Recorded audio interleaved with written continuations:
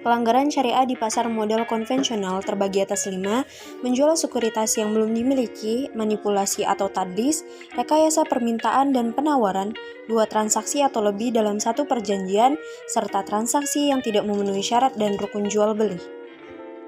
Menjual sekuritas yang belum dimiliki, short selling merupakan penjualan sekuritas yang tidak dimiliki oleh investor penjual pada saat transaksi. Konsep short selling mencakup peminjaman saham oleh seorang investor atau short seller, menjual saham yang dipinjam tersebut dan ketika harga turun membeli saham perusahaan yang sama dan kemudian mengembalikannya kepada pemberi pinjaman.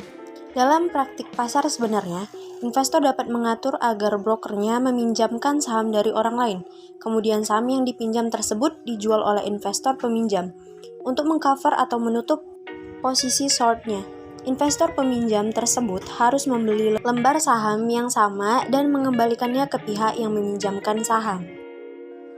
Manipulasi atau tadlis. Tadlis adalah kondisi di mana satu pihak tidak mengetahui kondisi yang sebenarnya atau unknown to one party, sehingga pihak yang mengetahui informasi memanfaatkan kondisi tersebut untuk mendapatkan keuntungan dengan menipu pihak yang tidak tahu. Kondisi ini disebabkan karena adanya incomplete information.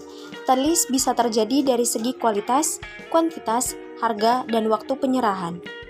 Tadlis ini terjadi karena adanya ketidakjujuran di antara pihak yang melakukan transaksi. Rekayasa permintaan dan penawaran. Manipulasi pasar menggunakan mekanisme pasar sebagai alat menciptakan distorsi atau penyimpangan atau penyesatan terhadap kekuatan bebas penawaran dan permintaan atau supply and demand atas saham guna mencapai tujuan kejahatan yang diinginkan si pelaku. Praktik manipulasi pasar dengan mengendalikan kekuatan permintaan demand dan penawaran supply sebagai alat manipulasi dikenal dengan istilah rekayasa permintaan false demand dan rekayasa penawaran false supply. Transaksi yang tidak memenuhi syarat dan rukun jual beli. Jual beli yang sesuai dengan syariat Islam harus memenuhi rukun dan syarat dari jual beli. Sementara rukun dan syarat adalah sesuatu yang harus dipenuhi agar jual beli itu dipandang sah. Karena jual beli merupakan suatu akad, maka harus dipenuhi rukun dan syaratnya. Jumhur ulama membagi rukun jual beli menjadi 4, yaitu sebagai berikut. Yang pertama, orang yang berakad. Yang kedua, sikot. Yang ketiga, ada barang yang dibeli. Dan yang keempat, ada nilai tukar pengganti barang. 2 transaksi atau lebih dalam satu perjanjian. Penjelasan tentang 2 transaksi atau lebih dalam satu perjanjian dalam pasar modal konvensional sangat bertentangan dengan konsep dan prinsip Islam, karena di dalamnya terdapat manipulasi pasar berupa penipuan. Hal ini tertera dalam UU Nomor 8 Tahun 1995 tentang pasar modal, Pasal 92 Undang-Undang Pasar Modal.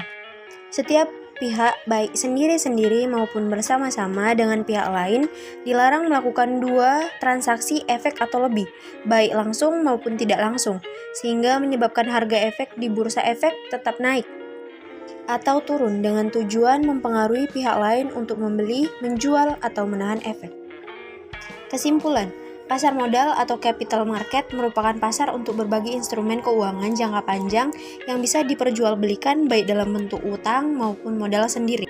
Adapun pasar modal syariah merupakan pasar modal yang merupakan prinsip syariah dalam kegiatan transaksinya dan terbatas dari hal-hal yang dilarang seperti riba, perjudian, spekulasi, dan lain sebagainya, dan berlandaskan Al-Quran dan hadis dan dipertegas dengan fatwa Dewan Syariah Nasional atau DSN.